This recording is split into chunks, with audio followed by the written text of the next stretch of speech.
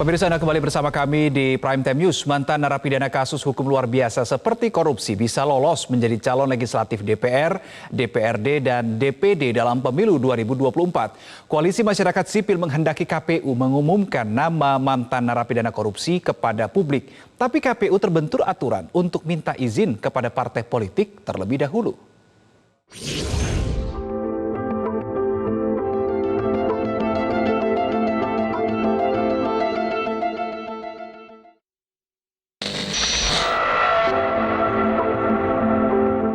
Polemik ex-narapidana menjadi calon legislatif DPR, DPRD, dan DPD kembali mengemuka usai Komisi Pemilihan Umum mengumumkan daftar calon sementara untuk DPR RI.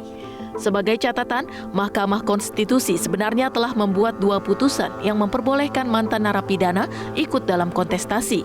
Putusan MK memuat jika seorang terpidana melakukan tindak pidana dengan ancaman kurang dari 5 tahun penjara, maka bisa ikut mendaftar sebagai caleg. Kedua, jika seseorang telah dihukum untuk tindak pidana yang ancamannya 5 tahun atau lebih, maka harus melalui masa jeda 5 tahun sejak bebas baru bisa mendaftar.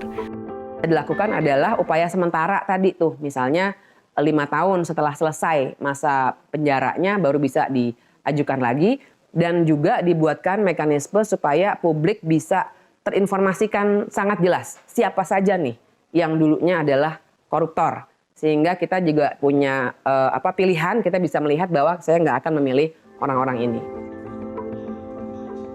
Namun, pagar dari Mahkamah Konstitusi itu diduga sedikit dilonggarkan. Pasal 11 ayat 6 Peraturan KPU nomor 10 tahun 2023 telah diatur bahwa mantan terpidana yang melakukan tindak pidana 5 tahun atau lebih yang sudah menyelesaikan masa hukuman tambahan berupa pencabutan hak politik bisa menjadi calon anggota legislatif tanpa harus menunggu masa jeda 5 tahun usai bebas. Program Manajer Perludem Fadli Ramadhanil mengatakan KPU telah menabrak putusan MK sehingga meminta MK memperingati KPU.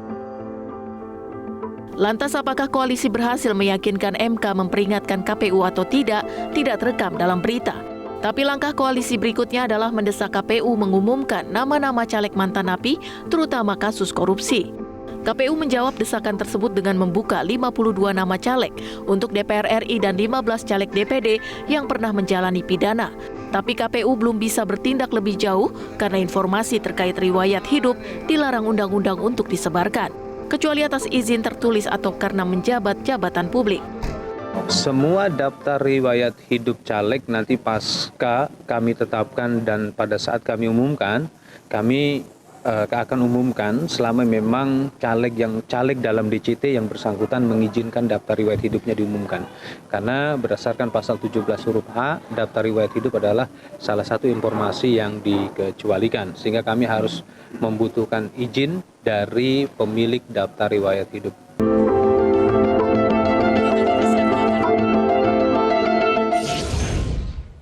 Jelajahi cara baru mendapatkan informasi. Download Metro TV Extend sekarang.